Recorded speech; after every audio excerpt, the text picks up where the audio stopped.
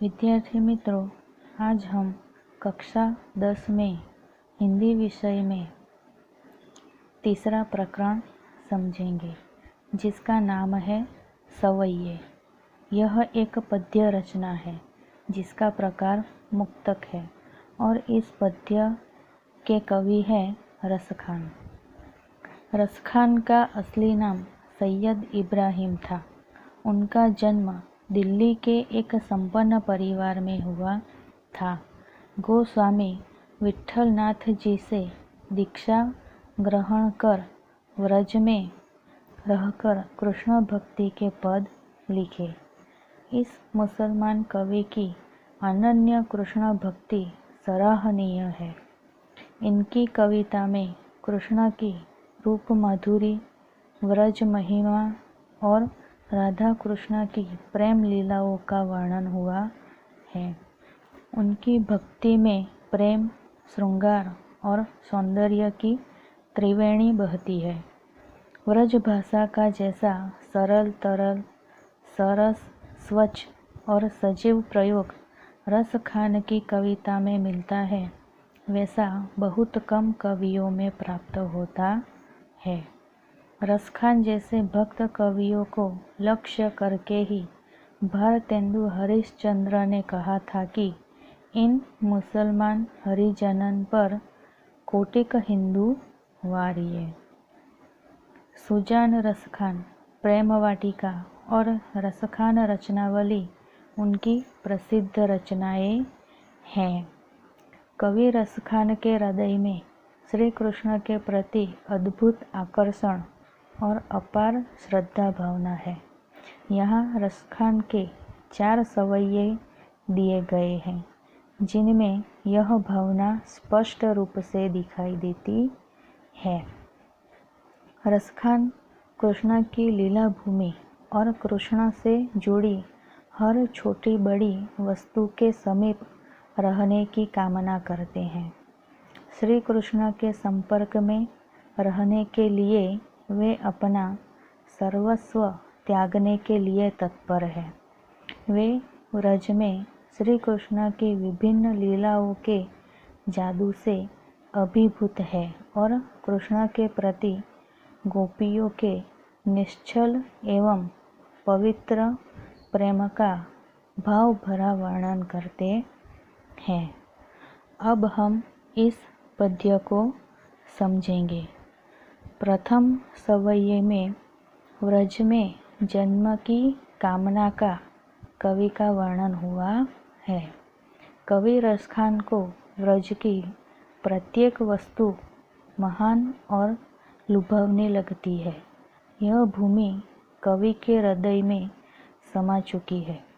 किसी भी रूप में क्यों न हो, वे हर स्थिति में अपने अगले जन्म में व्रज में ही जन्म लेना चाहते हैं।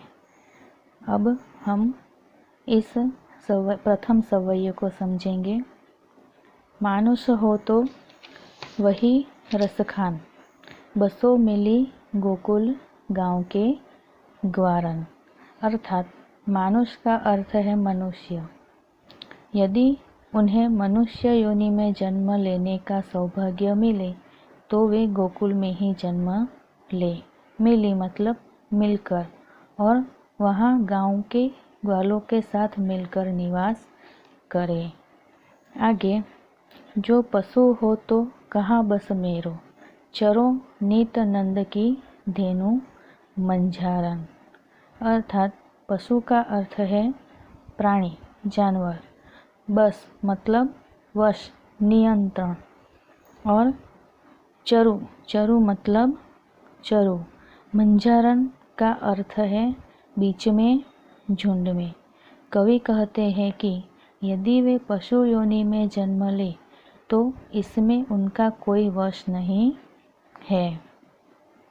तब वे केवल इतना ही चाहेंगे कि प्रतिदिन उन्हें नंद की गायों के बीच चरने का मौका मिले। आगे, पहान हो तो वही गिरी को, जो धरियो कर छत्र पुरंदर कारण। पहान का अर्थ है पत्थर। धरियो मतलब उठा लिया था, धारण किया था। कर छत्र मतलब हाथों से छत्र की तरह। पुरंदर का अर्थ है इंद्र। अर्थात कवि कहते हैं कि यदि वे पत्थर बने तो उसी गोवर्धन पर्वत के पत्थर हों जिसे श्री कृष्ण ने इंद्र के कोप के कारण अपने हाथों से छत्र की तरह उठा लिया था। आगे, यदि खग हो तो बसेरो करो मिली कालिंदी कुल कदम्ब की डारन। खग, खग यानी पक्षी। बसेरो का मतलब वह स्थान जहाँ पक्षी रात बिताते हैं। कालिंदी कुल अर्थात यमुना के किनारे। डारन का अर्थ है डालियों पर। यहाँ कवि कहते हैं कि यदि उन्हें पक्षी बनने का मौका मिले तो वे गोकुल में अन्य पक्षियों के साथ मिलकर यमुना के किनारे स्थित कदम्ब के वृक्ष के पेड़ों की डालियों पर बसेरा करेंगे। विद्यार्थी मित्रों, इस पद्य के दूसरे सवैये में समर्पण की भावना है। कवि रसखान श्री कृष्ण के प्रति अपने अद्भुत प्रेम का वर्णन करते हैं। वे व्रज भूमि के प्रति अत्यधिक आकर्षित है और उसकी एक झलक पाने के लिए अपना सारा सुख, सारा वैभव तथा तीनों लोकों की सत्ता त्यागने को तत्पर हैं। वे श्री कृष्ण के निकट रहने की इच्छा व्यक्त करते हैं। अब हम इस दूसरे सवैयों को समझेंगे। या लकुटी अरु कामरिया पर राज तिहुपुर को तजी डारो। मतलब लकुटी का अर्थ है छोटी लाठी।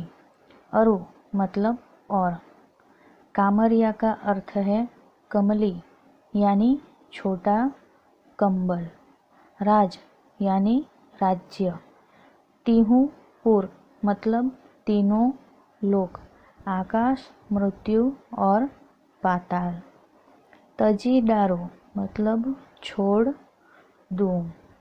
कवि रसखान कहते हैं कि यदि मुझे श्री कृष्ण की वह लाठी और कमली मतलब कंबल पाने का अवसर मिले जिन्हें लेकर श्री कृष्ण गाय चराने जाया करते थे, तो उनके लिए मैं आकाश, पाताल और मृत्यु लोक, ये तीनों लोकों का राज्य भी त्याग दूं।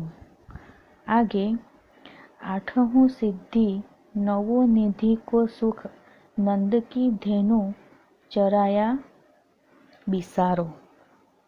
मतलब आठों का अर्थ है आठों। चराई मतलब चराकर।